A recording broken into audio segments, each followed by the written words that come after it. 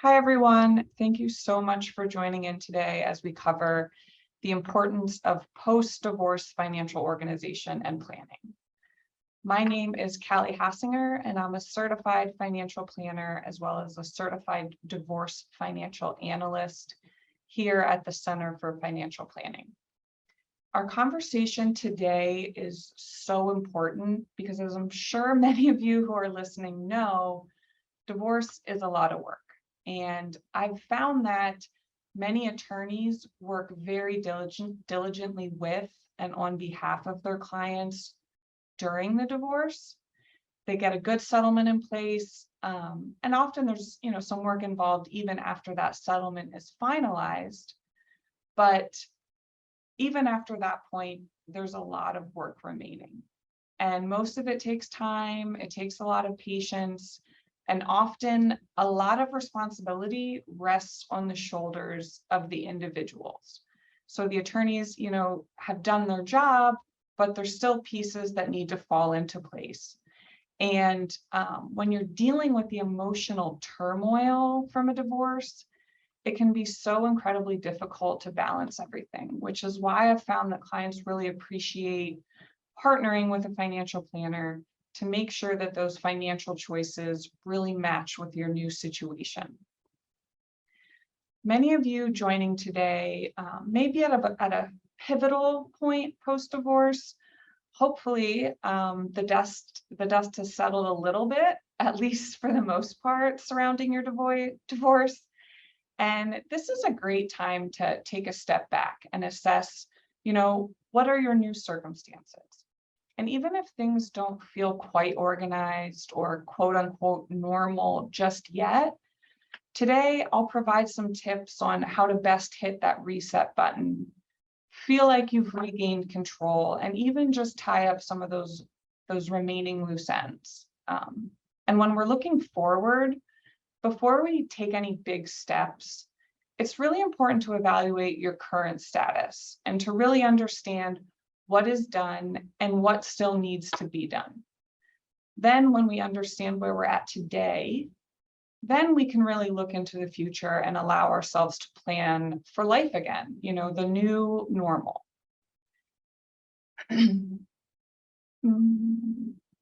During a divorce, it's really common to feel like, I just need to get through this. I want to get this done as quickly as possible. And then when you've made it through and the divorce is finalized, you're so mentally and emotionally exhausted that you just kind of shut down. Working with someone post-divorce will help you to avoid that shutdown, that feeling of, I just don't even know where to start. And so I really have two goals for us today. One is to provide some education, and the other is to motivate you.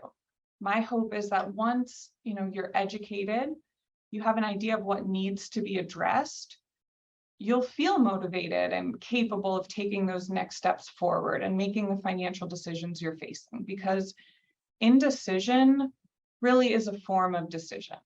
It just may not accomplish the goals we want. And so with that in mind, making decisions with our best interests in mind, let's jump ahead. So one of the most critical and important steps that anyone can take post-divorce is to review your divorce settlement. There's so much information coming at you when these settlements are signed, negotiated, and then finally enacted. And it can be easy to forget all of the details, all of the benefits that you are actually entitled to. So for example, if you're receiving support, exactly how long will that last? When did it start? And when is the final date? Are you entitled to a certain percentage of your ex's bonus or a portion of a raise each year? If so, you want to make sure that you're tracking that and you're holding the other party accountable. After the divorce is finalized and attorneys take that step back, again, it's really on the individuals to make sure that those steps happen, those pieces occur. And of course, if one party refuses to hold up their end of the agreement, attorneys may need to be looped back in and may need to be involved again. but someone needs to actually know what's supposed to happen, and someone needs to track the benefits or parts of the settlement that aren't being honored. And most likely that person is you or your financial planner who you're working with. After reviewing the settlement, when you know what you're entitled to, what pieces are complete, you'll have an understanding of where you're at right now. And of course, you want to identify, hey, what hasn't been addressed yet or what still needs to be done. And one tool with a divorce settlement that is pretty crucial for asset division is the usage of a QDRO, or Qualified Domestic Relations Order. This is the document used to split defined contribution retirement plans, which is most often, your 401k, your 403b employer retirement plans. If you or your ex-spouse is entitled to a portion of the other person's retirement plan or pension benefit, a QDRO is submitted to that plan to allow for a split of assets pursuant to the divorce that would otherwise not be allowed. And these are often submitted with the help of your attorney, or sometimes a third party will assist in drafting and submitting the QDRO. However, where I've seen QDROs create issues is when one is submitted and the divorce gets finalized and no one is there following up and checking in to make sure that the QDRO has been approved. And of course, helping the parties with the next steps if it hasn't. So if you've received a notice at any point that a QDRO has not been approved, you're likely going to need to go back to your attorney for help. If you've received a notice on the other hand that a QDRO is approved and an account has been created in your name, that's great, but your work isn't done. Most companies, or some companies, will leave the investments from the retirement plan as they currently are, but simply split it into a new section for the spouse. Others will simply transfer cash, but most often you're given a certain period of time to get your portion of the retirement plan out of this shell account, this holding account, and into a retirement account in your name. And QDROs also, in addition to having the step of getting it out of the plan and into your name, they also offer a one-time opportunity where you can make a penalty-free premature retirement account withdrawal.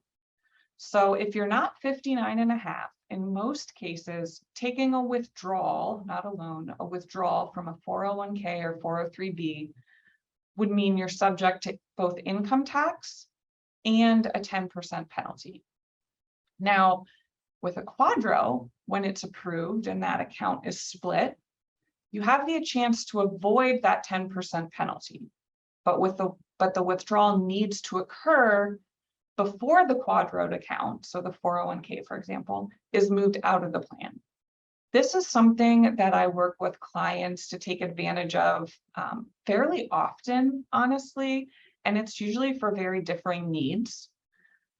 Maybe there's just simply, a cash flow shortage and you need to fund an emergency savings account, or maybe you're planning to buy a house and you need that down payment. So there's a lot of different reasons to pull from that account one time, but again, it's a one-time opportunity. And if that QDRO'd account has already been moved into an IRA or a Roth IRA, that chance to take the tax penalty-free withdrawal is lost. Pension benefits, as I briefly mentioned, also, they're split using a QDRO, and this is another piece that is often very important to keep track of for the long term, because I've seen, many divorces where the parties are younger. This pension won't be turned on for another decade. Well, no one's going to be reaching out to you saying, hey, you need to turn on this pension benefit. you need to know what you're entitled to and when you're allowed to turn that income on. So this is something, again, that can be easily missed or overlooked. And I mean, you want to know exactly what income you can plan for in the future, and having an understanding of that pension benefit can be very, very beneficial. So of course, income is a vital part of what we're talking about here, and something that's really a challenge for so many to develop and maintain, not just people who are, post-divorce. It's a challenge for just the general population, and that's budgeting. Budgeting for anyone is so important and so helpful, but it requires work. There's no easy shortcut. You really need to sit down and just take stock of, what does my income look like and what do my expenses look like? And it's even more important in a post-divorce household, because when your household transitions a person out of the plan, out of the picture, there are inevitably going to be changes to the household budgeting. And even if cash flow isn't tight, you're totally comfortable, you have your own income, it's still important to have a firm grasp on what your fixed and varying expenses are and how they compare to your income or, your future projected income. Of course, if there's a shortfall, it's pretty easy to see the benefit of a budget, because you might need to figure out how to cut back. Or, for example, we talked about taking that one-time Quadro withdrawal. Is that appropriate here? So regardless of what your situation is, creating a budget is very important. If there's a surplus, that can give you an idea of how much can you save moving forward. How long will that surplus continue? If it's a short period of time, we want to make sure that we're very intentional and we're taking advantage of any additional savings opportunities now. And just as importantly, planning for the future budgeting adjustments that might be necessary if this surplus is for a relatively short time frame. Many divorces, involve a fluctuation in cash flow at some point. Whether you're the one receiving support or you're the one paying support, it's important to know when that period ends. What does your lifestyle need to look like right now? From a tax perspective, if you're paying spousal support, there's no longer that benefit of deducting your payments. You don't get a tax benefit anymore. If you're receiving spousal support, that's not taxable income to you anymore. And you can no longer contribute to an IRA or a Roth IRA based on that income alone. So, if your taxable income is high, your taxable income is low, you want to be able to take advantage of any opportunities that might present. And not all fluctuations are related to divorce. Like I said, budgeting is not a divorce specific item. It's just as important to plan and anticipate regardless of your situation. What's your retirement timeline? Will you be turning on Social Security or a pension soon? What does that look like? These are all pieces of your financial life that you want to understand, be aware of, and mentally map these changes out so you can determine the best steps or what steps are necessary to take now and, ultimately down the line. So, you've taken stock of your budget, your cash flow, and now you really want to take stock of your current assets. And if you were awarded the home in the divorce, that could be realistically one of the largest assets on your balance sheet. If there still, was a mortgage on the home when it was awarded to you, you would need to refinance that, put that mortgage in your name alone, title the house in your name. It's often a bargaining chip in divorce, who maintains the home, and it's understandable that one partner, can feel very attached to the home and really want to hold on to it, because divorce just turns your life upside down in many aspects. And holding on to the stability of the house, it's comforting from an emotional standpoint. But from a financial standpoint, on the other hand, you really need to assess, is it in your best interest to maintain this? So while working on your budget, you'll hopefully discover, hey, what does it cost to maintain this house on a monthly basis, on an annual basis? Really take the time to ask yourself, is this home still worth it to me and my family? Your old mortgage may have had a much more attractive interest rate than what you're paying if you've refinanced recently, or if you're looking at refinancing and seeing where interest rates are at today. And one quick side note, I just want to mention, depending on how your settlement is worded, you may have access to a lower interest rate than current market rates. So just be sure you inform your bank or your mortgage contact, how the language is written in the settlement, or feel free to reach out to me and I can put you in contact with a really knowledgeable mortgage divorce contact who specializes in refinancing, again, when there's specific language in a settlement. But if that's not your situation, you don't have access to these special interest rates, and you're in the home and you've already refinanced, do you feel strongly that you want to stay put? Because, real estate markets have been very competitive, very hot, and the values of homes are at extremely high levels. So you may be thinking, well, why would I sell now? I'll just need to buy a home somewhere else at these inflated rates, these inflated costs. And that's a very valid point, and it's a challenge. And, the chart we see on this slide really doesn't represent what we've seen happen recently in the real estate market, but we've certainly seen it happen in the past. And one consideration is that your home was likely valued to you in the divorce with these high market rates in mind. So did you have to sacrifice other assets in the divorce to get the house? And if so, if there's a real estate market change, it could take a very long time to recover the value of your home to the marketable level where it's at right now. So if your ultimate goal, and we see this many times, I just want to stay in the house for 5 years, get settled, and then I'm going to look to make a change. So if your ultimate goal was to downsize at some point in the future, now realistically might be a great time to look at making that change. Yes, you'll be buying at a high point, but you could also be getting the greatest value on your home now.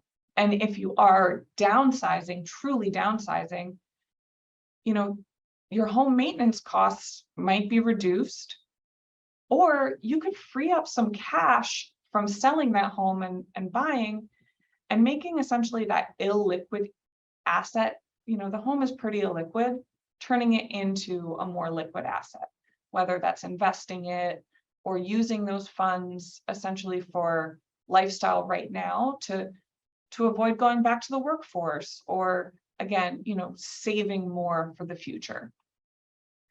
So we've talked about some of the more short-term cash flow issues and, assessing where you're at right now with budgeting, your settlement, and your assets, specifically focusing on the home. But what I've been alluding to a bit, and what we're going to turn our attention to, is the long-term concerns, such as saving for your future. And traditionally, when we think about retirement savings, as financial professionals especially, we're often thinking about IRAs and Roth IRAs, which, if you're not familiar, IRA stands for Individual Retirement Account, and that's exactly what they are: investment accounts earmarked for retirement that are separate from an employer savings plan, such as a 401k or a 403b that we talked about, as they related to QDROs. So with an IRA, in most cases, a traditional IRA, you're able to deduct your contribution from income when the contribution is made, meaning that you get a tax break now. But the trade-off is that future withdrawals are taxed at ordinary income rates. A Roth IRA, on the other hand, does not provide a tax deduction when you make a contribution, but you have the benefit of future withdrawals that are tax-free. So as this slide is illustrating, it's the balance of determining whether it makes more sense to take a deduction now and pay tax later, or pay tax now and possibly enjoy those future tax-free withdrawals down the line. So these accounts are, a bit opposite in some ways, but a feature that they both have in common is the benefit of tax-deferred growth, which means there's no tax paid on these accounts after the funds are invested and hopefully growing for future income until, in the instance of the traditional IRA, you take a withdrawal. So when deciding which type of account to contribute to, we need to assess your current and future tax rates. If your income's high right now, but you anticipate a reduction in the future, if your divorce was finalized, quite a few years ago and you actually are receiving taxable income, the IRA could make sense, or taxable spousal support income. The IRA could make sense. If your income is low right now, and it could be increased in the future, possibly even when you start taking withdrawals from retirement accounts, such as your 401k or IRA, your income would be increased for tax purposes in the future, and the Roth IRA might be the right choice right now. So, with that said, a requirement to make a contribution to an IRA or a Roth IRA is that you have earned income. And that, of course, can be through working income, part-time income. But for many now, alimony is not taxable to the recipient. And that income used to count as earned income for IRA contributions, but that's no longer the case. So IRA or Roth IRA contributions are no longer allowed if your only source of income is non-taxable spousal support. Losing this benefit doesn't mean, you can't save for retirement. It just means you need to save differently and look at different types of savings vehicles. And a great option is a brokerage account. It's, your traditional investment account. There's no age limitations. There's no contribution amount limitations, and there are no penalties associated with accessing these funds at any point in time. And so, with that, it's a different type of account, but there's a lot more flexibility. You don't, however, get that same tax deferred growth that the IRA or the employer plan or the Roth IRA have. And each year, the account owner is required to report and pay tax on dividends, interest income, and capital gains received within that account. So although that can present, a bit of a challenge year to year, if you're working with a financial professional, it can also provide some opportunities. We work with clients to make sure that their investments match their situation. And sometimes that requires using tax advantage investments, such as municipal bonds in the brokerage account, ETFs, which tend to be more tax efficient, and even in some situations, if appropriate, annuities to shelter some taxes due. But one strategy that we've been taking advantage of quite a bit this year and can seem fairly counterintuitive is actually realizing and harvesting investment losses when accounts are down. So this allows the account owner to capture a loss that they can use to either offset future gains, or a portion of the loss can be used to reduce taxable income that year. And after we lock in that loss, we're not just out of the market, because we would never want to time the market or be out of the market during a correction. We actually buy a very similar investment at the same time. So if markets bounce back, you're still benefiting from that upside, but you haven't lost the ability to claim that loss to offset gains or income. So tax advantaged investments, bit of a mouthful, and harvesting losses, they're used to mitigate tax, reduce tax, right? Which is traditional thought. Most people want to find ways to pay less tax now. But in some circumstances, we actually might want to create income and create taxes due in low income years. This is similar to the decision between the Roth IRA and the IRA. What does your tax situation look like now? and what does it look like in the future? If you're experiencing a low income year, and tax brackets are at fairly historically low levels right now, it could make sense, in some situations to lock in some growth from investments, to create gains.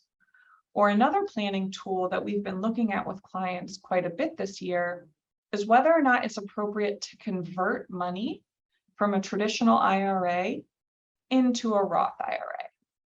We didn't touch on that on the last slide, but if you already have money in an IRA, so we're not talking about a contribution, and your income is low in a given year, it might make sense to move those funds, convert those funds, whether it's cash or it's shares of investments, into a Roth IRA. The cost of that movement is that you pay tax on the amount converted, but then the funds remain under that same tax deferred umbrella. And as long as some rules are followed, when you take the withdrawal, the Roth IRA withdrawals would now be tax-free. So you've essentially moved money from that IRA bucket that in the future you pay ordinary income tax rates on into that Roth future tax-free bucket, again, if rules are followed. And we're thinking about these strategies a lot right now because, as I mentioned, tax rates are low, and of course, when markets are down. So converting investment shares into a Roth is very attractive. We don't need to sell, we don't need to go to cash. We simply move shares from the IRA into the Roth. The dollar amount of those shares is on your tax return and you pay tax on that year. But, if markets are down, shares are down, in theory, you might be moving them at a lower cost than the future growth and rebound. So Congress has been considering and has had some changes, on the table for a few years.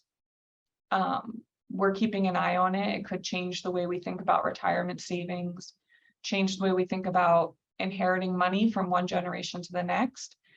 And these kinds of moves can be very beneficial, of course, for the individual now.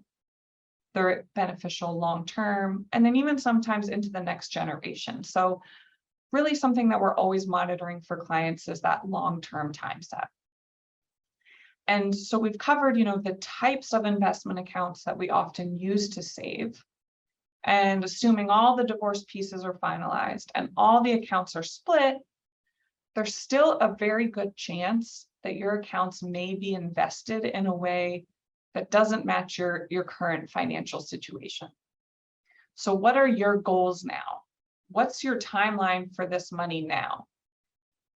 There's a high likelihood that has changed since before this divorce was finalized.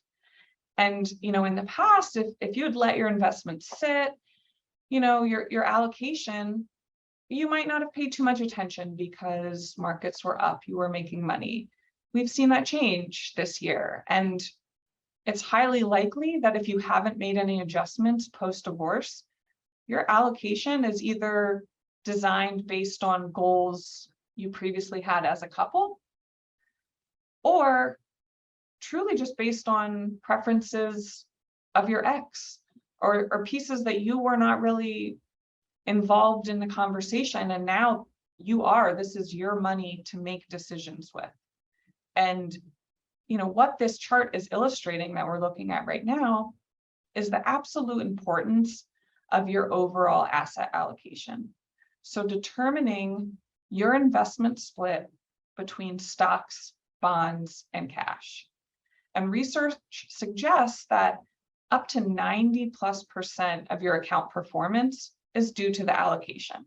And that's what that big piece of this pie is. How is your account invested? And that's ultimately going to determine your return. Not timing the market, that's 1.8%. And not picking the perfect investment, that's 4.6%. It's really determining that allocation split. So, like I said, you might have been comfortable when markets were up. You probably saw growth. 2022's just been a totally different ballgame. It's been, one of the worst years in history for bond performance. And that's what we, traditionally consider the safe investment in your account.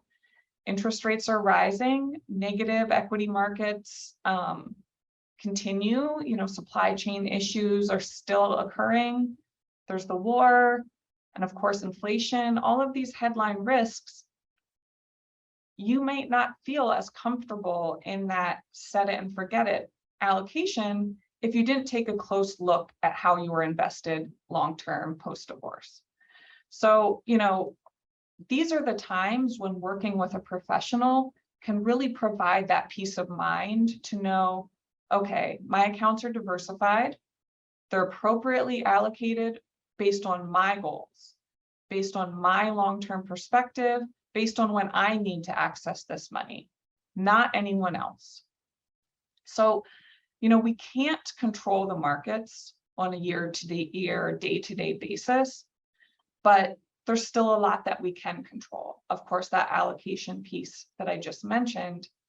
And I think focusing on what you can control just really helps to ease the tension of uncertainty, which is what we're seeing a lot of in the market right now. So one of the most significant ways I find that post-divorce clients start to really feel that sense of organization and that sense of control is through simplification. Do you have multiple accounts? Were there multiple quadros involved and you have multiple accounts that are treated the same from a tax perspective? That's not necessary. It's probably, in your best interest and will make your life easier to consolidate, again, depending on your situation. Do you have multiple checking or savings accounts? Is that advisable? Maybe if you have a very heavy cash position, but is it just harder to keep track? If it is, consolidate. Review, which credit cards you're using the most and which provide the best benefits. Use those. If you have credit card debt, take stock of the balances. Look at the ones with the highest interest rates and chip away at those first. That's of course nothing groundbreaking, but the benefit of reducing the number of accounts outstanding that you have, it's substantial, and it can just provide a sense of peace that I think might be underestimated in some circumstances.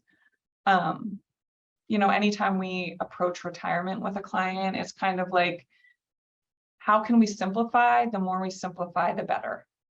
And we'll work to look at that. Okay, where are your assets now? Here are the income sources we can expect at that point in time. And the remainder of your lifestyle, that needs to come from your investments. If you only have one account type to pull from, there's a lot less record keeping to worry about.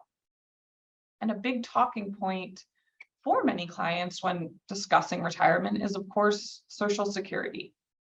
It's a big decision. When should I turn it on? What can I expect to receive? It's often the only fixed income source in retirement for many, many clients now, and especially many approaching retirement.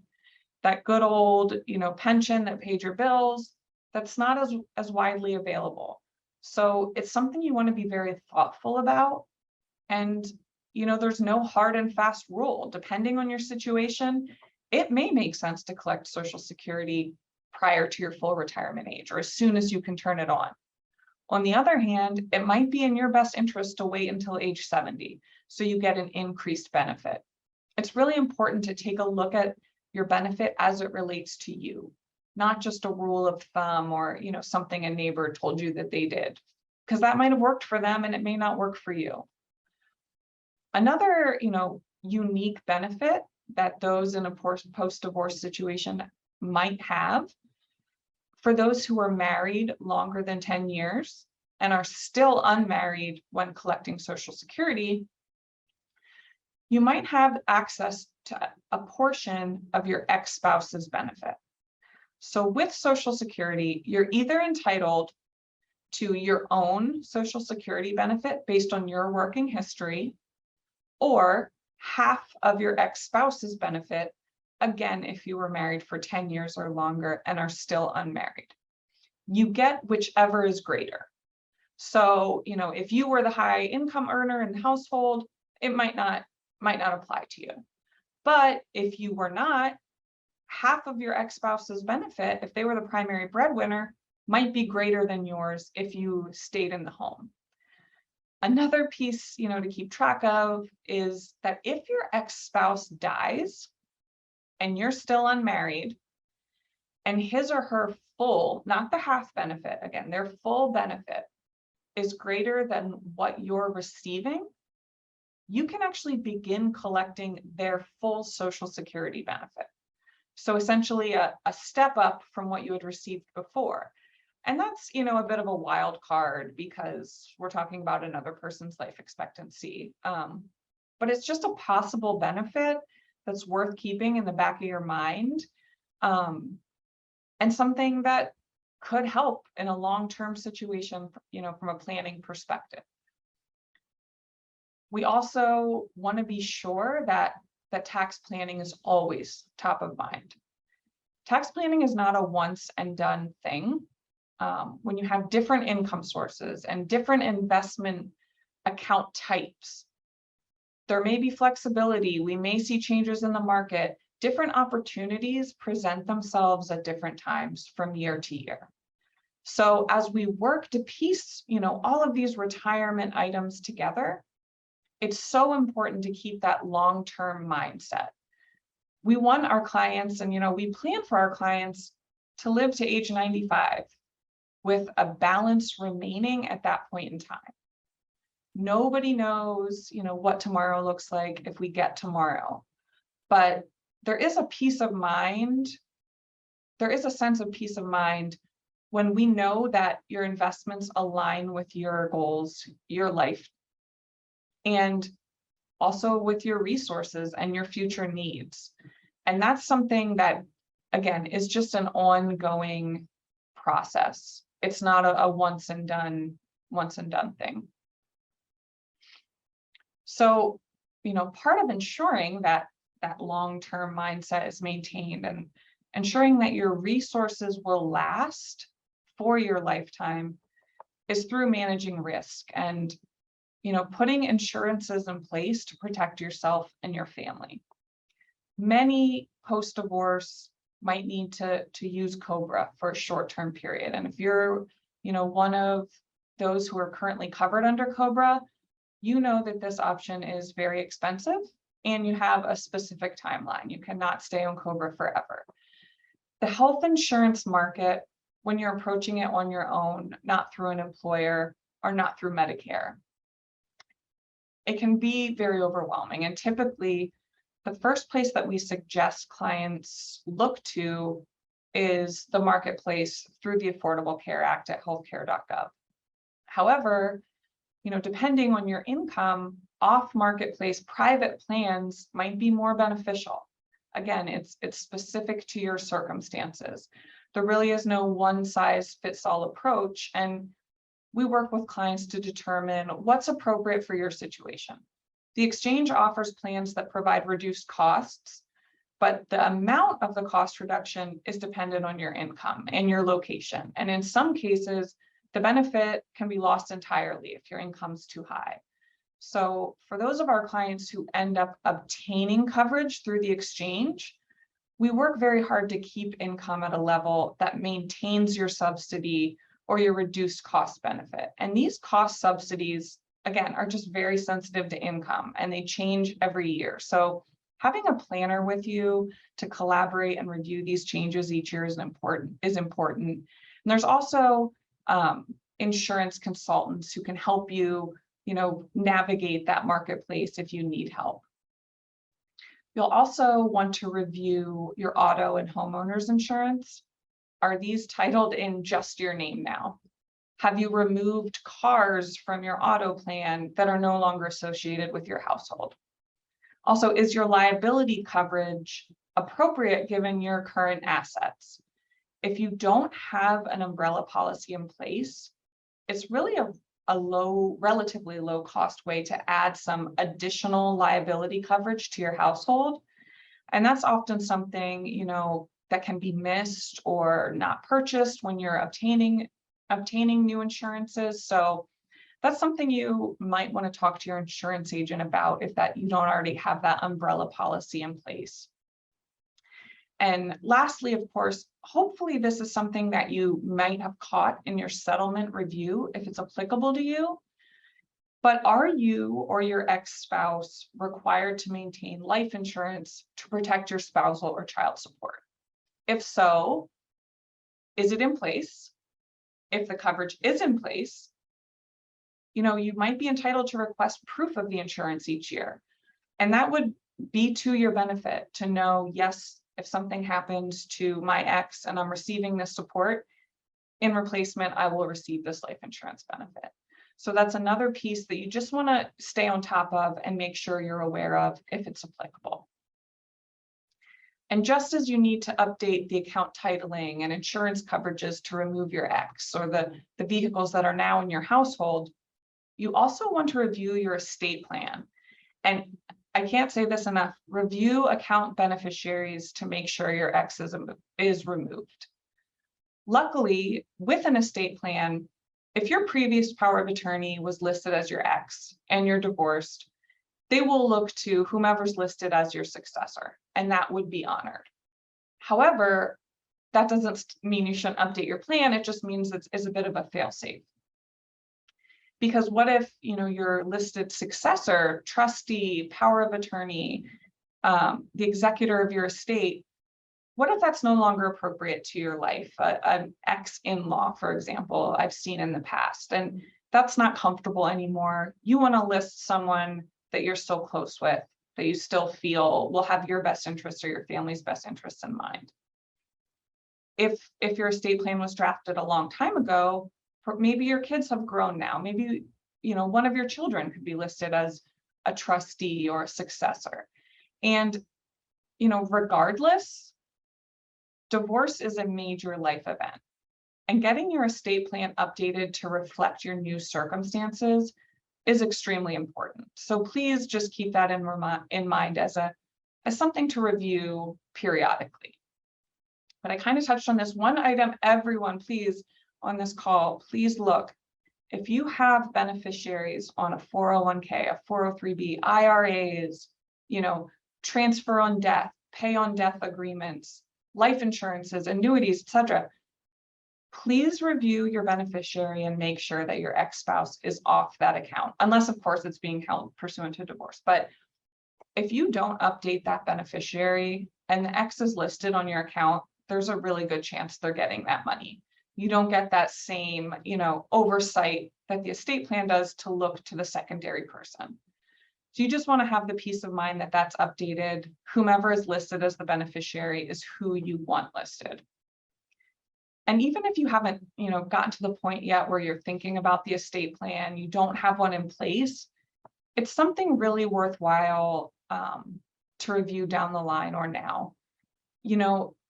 It's the one situation, again, where what can you control?